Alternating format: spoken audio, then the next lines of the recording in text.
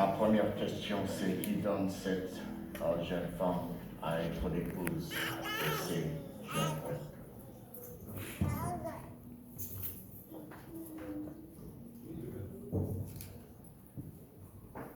On veut entendre encore parce que ce n'est pas si fort. Allez-y. Qui donne cette jeune fille à devenir ou à être l'épouse? Pauline! Oui, c'est moi, nous l'avons.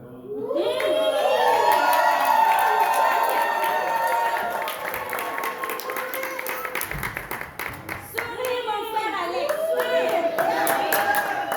Je la donne à ça.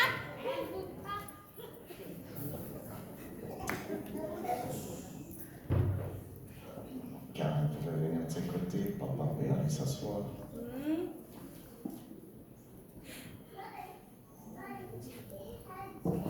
Alex, no stress.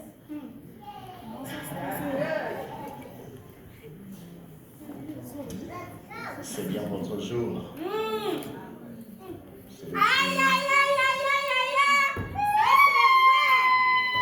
C'est son jour! Évidemment, c'est son jour. Merci. Vraiment! Nous avons entendu des belles lunettes. Votre jour est arrivé. Et nous sommes ici pour célébrer ce jour.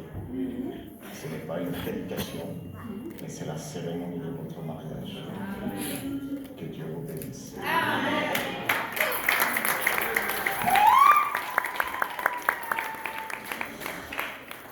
De la part de la famille de frère Alex, Cassandra, et aussi de la part de la famille de frère, de la sœur Rebecca Maloney, nous tenons tous à vous remercier d'avoir rehaussé de votre présence à venir et surtout pour votre grâce d'être venu pour les soutenir.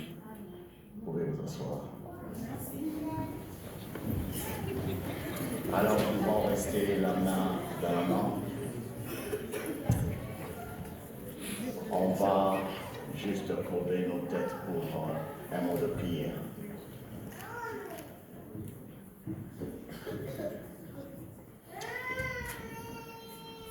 Gracieux Père Céleste, avec nos têtes inclinées, Seigneur, où nous regardons là où nous avons été créés dans la poussière et de la poussière. Nous venons, Seigneur, déposer le frère Alex, ce jeune homme si beau, et la sœur Rebecca, cette jeune fille si belle. Dans ce jour, oh Seigneur, que ça soit commémoratif, chaque jour de leur vie qui se rappelle de ce jour, car ça sera le jour que toi, Dieu, tu as confirmé et tu as fait que ta parole puisse être, Seigneur, délivrée ou puisse être, Seigneur, complètement fulfilled dans leur cœur. Merci pour leur présence, Seigneur. Merci pour tout un chacun qui est aussi venu.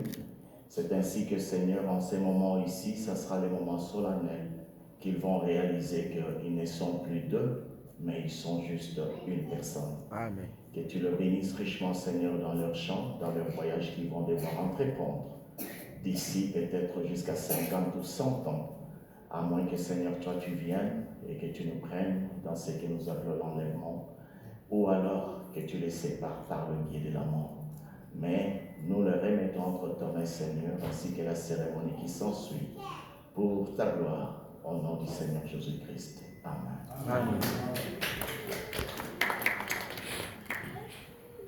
Amen. Amen. Frère Alex, sœur Rebecca, je vous remercie d'abord de ce privilège qui m'est donné d'officier votre mariage. J'ai quitté les États-Unis, je suis venu jusqu'ici, c'est pour le faire et c'est avec grand honneur. Amen. Alors, chers bien-aimés, tous ceux qui sont ici, nous sommes réunis devant Dieu et devant cette assemblée pour unir cet homme et cette femme par le saint lion de mariage. Et l'apôtre Paul a ordonné que celui-ci soit honoré devant les hommes et devant Dieu. Cela revient à dire que l'on ne doit pas s'y aventurer légèrement ou d'une façon inconsidérée, mais plutôt avec révérence, avec sobriété, avec sérieux et de prime abord dans la crainte de Dieu. Et j'ai une question pour l'audience avant de commencer. Elle est si simple. Ces deux personnes si présentes se tiennent devant vous, les témoins, et moi-même faisant partie de témoins, que nous sommes donc pour être unis par le lien sacré du mariage. Si quelqu'un ici, de là, jusque de ce côté, du devant, jusque derrière, si quelqu'un donc parmi vous, parmi nous, et connaît une raison valable qui peut faire que ces deux personnes ne puissent pas se marier légalement, c'est ici aussi ma question qui s'élève et qui donne cette raison. Je vous donne juste 30 secondes.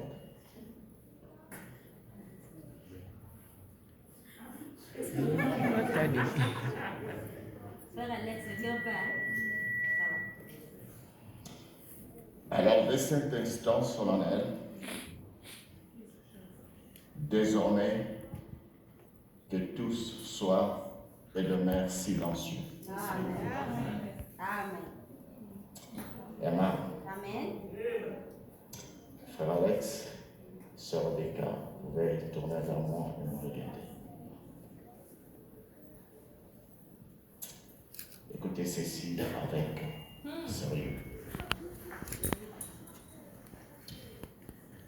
Je vous exigerai et vous sommerai tous les deux, comme vous devrez certainement répondre au jour du jugement, alors que le secret de tout le cœur seront dévoilés. Si l'un de vous deux, je reprends, si l'un de vous deux connaît quelque chose que ce soit qui s'offrirait comme obstacle à cette démarche sacrée, c'est ici maintenant le temps de le confesser. Regardez-vous, si quelqu'un sait ou qu'il a une confession, parce qu'à partir de cette question, le vœu sera soudé ou le vœu n'est nul, rien du tout. Si quelqu'un sait ou a quelque chose à confesser. Ouais. Car soyez assurés que pour tous les couples qui est tenu autrement que de la façon que la parole de Dieu l'a autorisé, leur mariage n'est pas valide et donc illégal. Vous pouvez vous asseoir.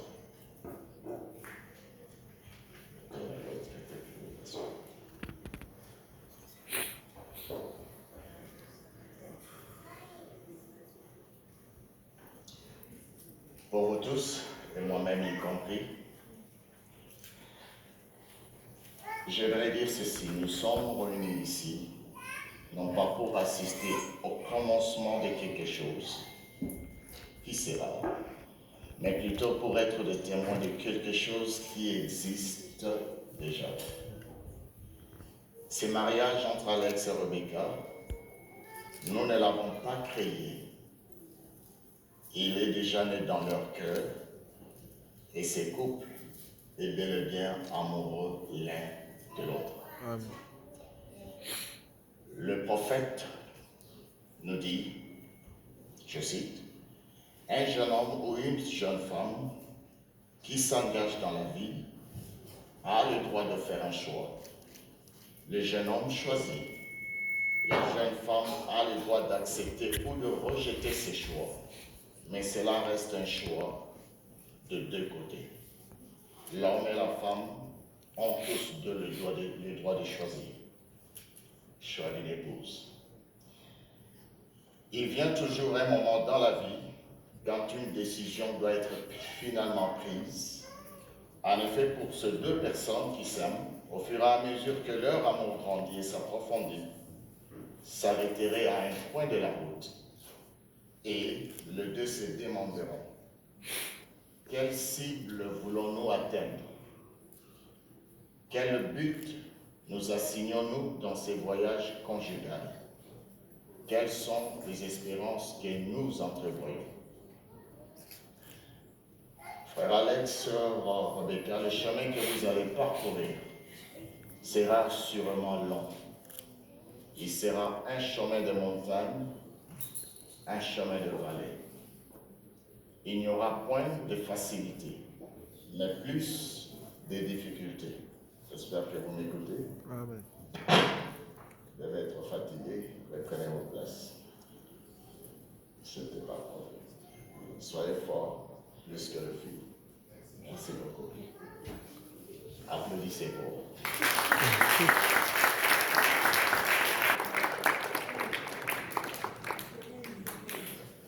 Vous êtes forts de l'autre côté.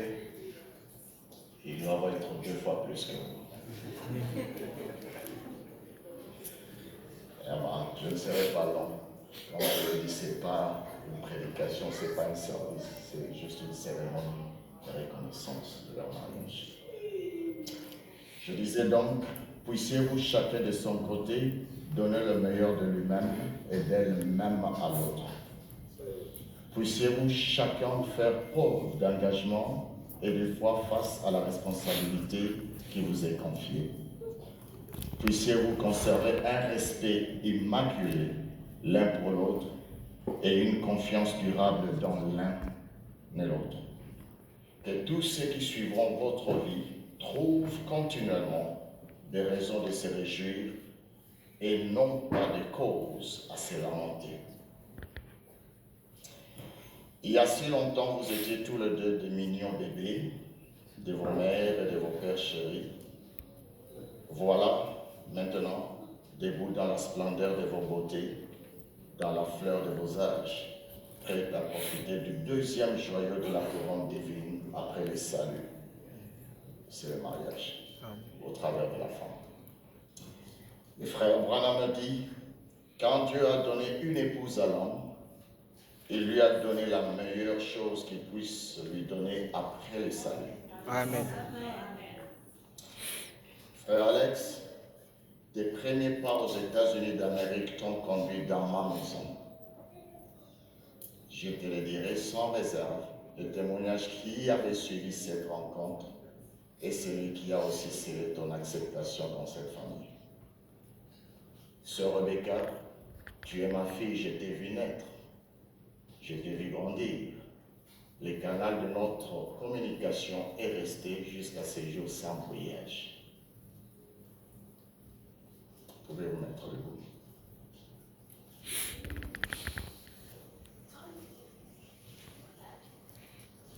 Frère Alex, ce qui suit te concerne. Merci. Ça, c'est pour toi.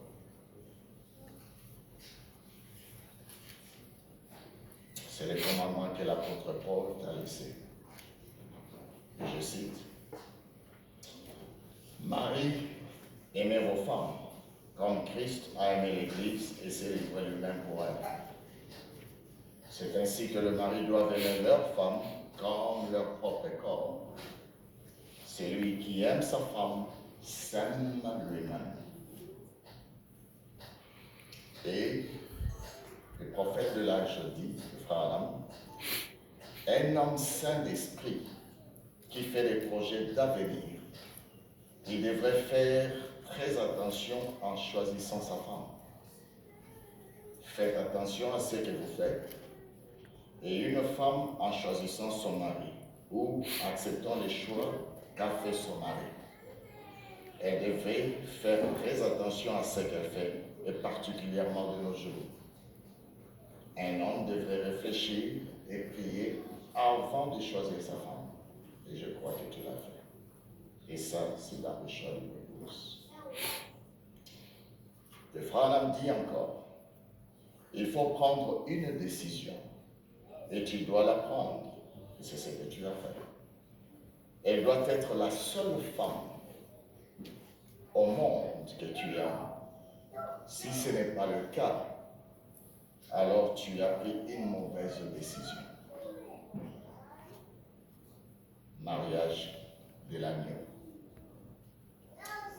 Rebecca, ça c'est pour toi. Je te vois sourire. C'est ton jour.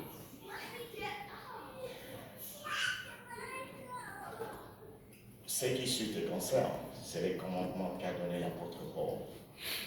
Il dit, dans les épîtres aux Éphésiens.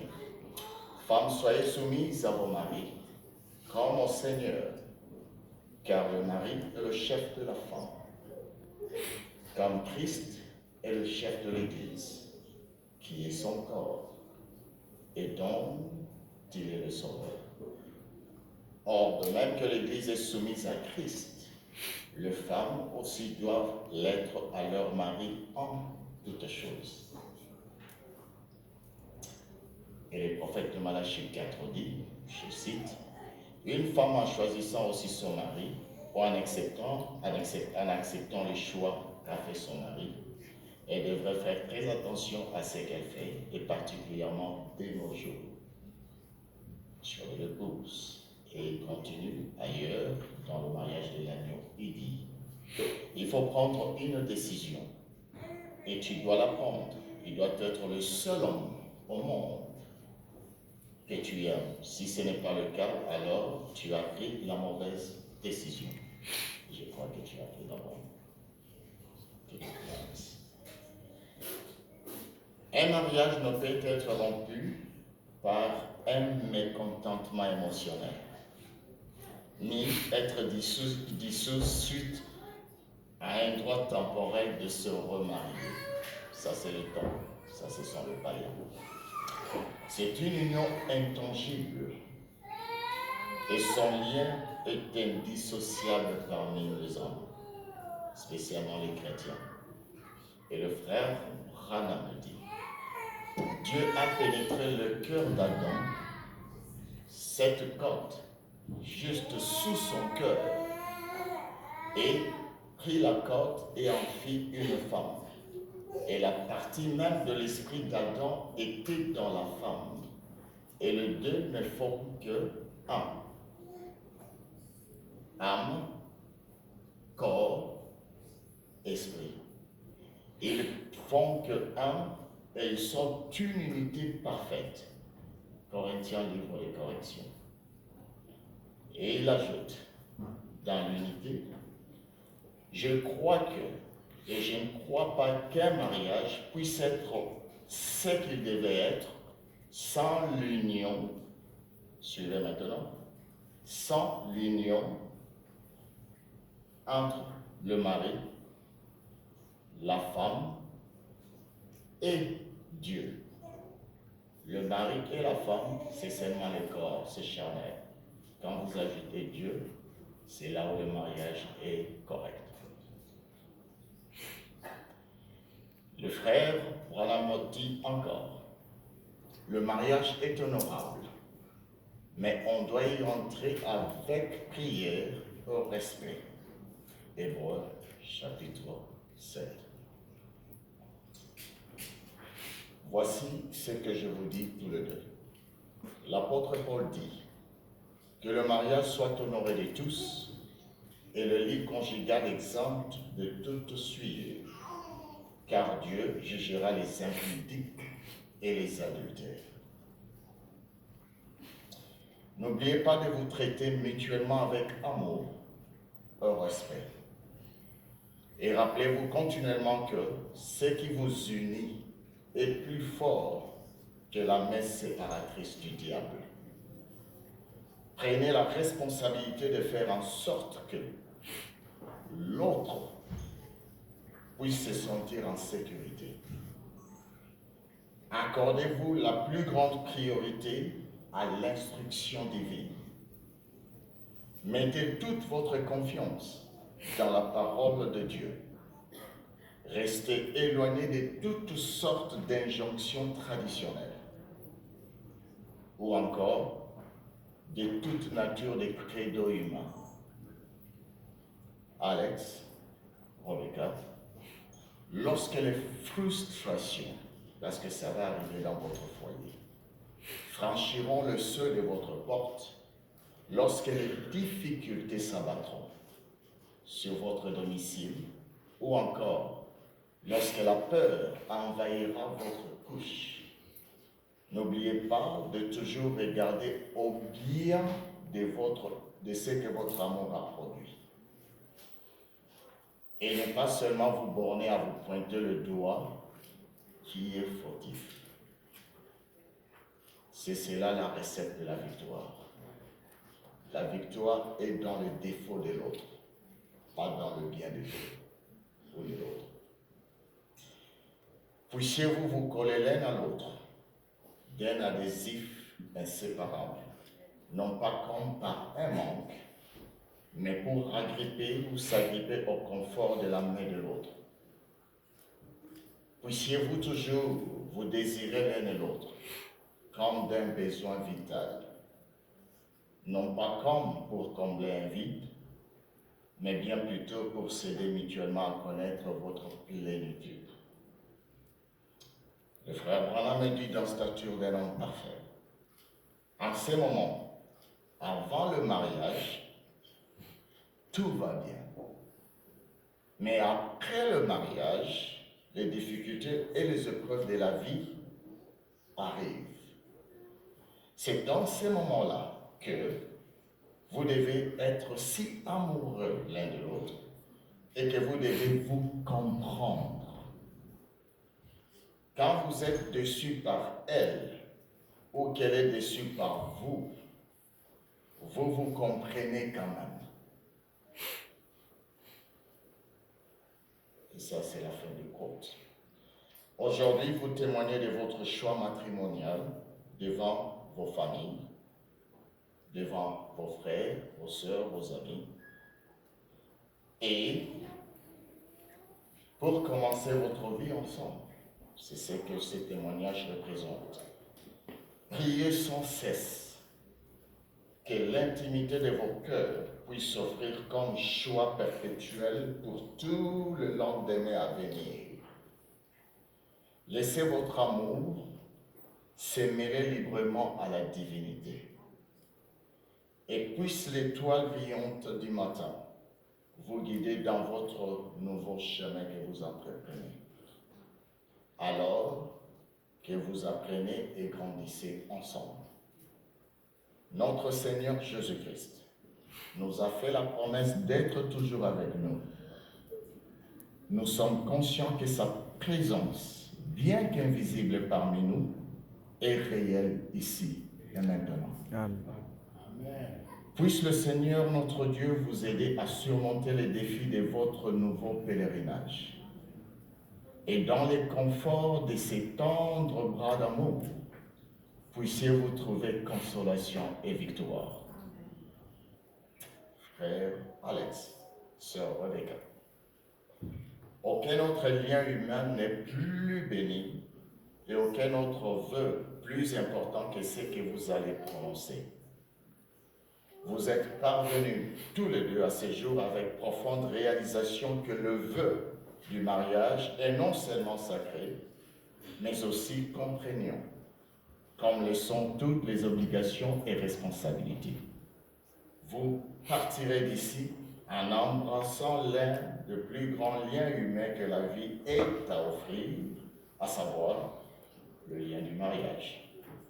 Puisse votre vie commune soit ornée de splendeurs d'amour et que vos jours soient nombreux, enrichissants et fructifiants.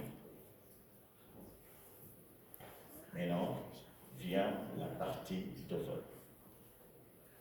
Vous êtes prêts? Vous pouvez respirer. Regardez-vous. Croyant que vous avez dûment considéré l'obligation solennelle que vous êtes sur les points d'assumer, que vous vous êtes préparé à vous y engager avec révérence, sobriété, sérieux et dans la crainte de Dieu, je vous proposerai l'alliance du mariage. Vous attesterez ce qui vient d'être dit en joignant vos mains droites.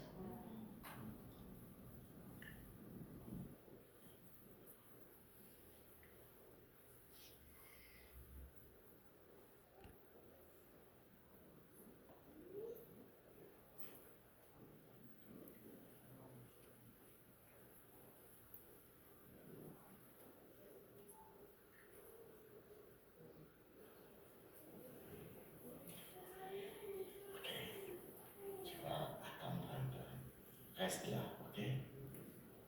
Sois fort, il ne faut pas trembler le pied. Frère Alex, je vais commencer avec vous. Mais vous n'allez pas me regarder. Vous allez regarder votre femme. Alex, consens-tu de prendre Rebecca ici présente d'être ta légitime épouse pour vivre ensemble selon les ordonnances de Dieu dans le saint état du mariage? L'aimeras-tu? La conforteras-tu? L'honoreras-tu? La garderas-tu? Abandonneras toutes les autres femmes pour ne s'attacher qu'à elle jusqu'à ce que la mort vous sépare? Oui, je consens.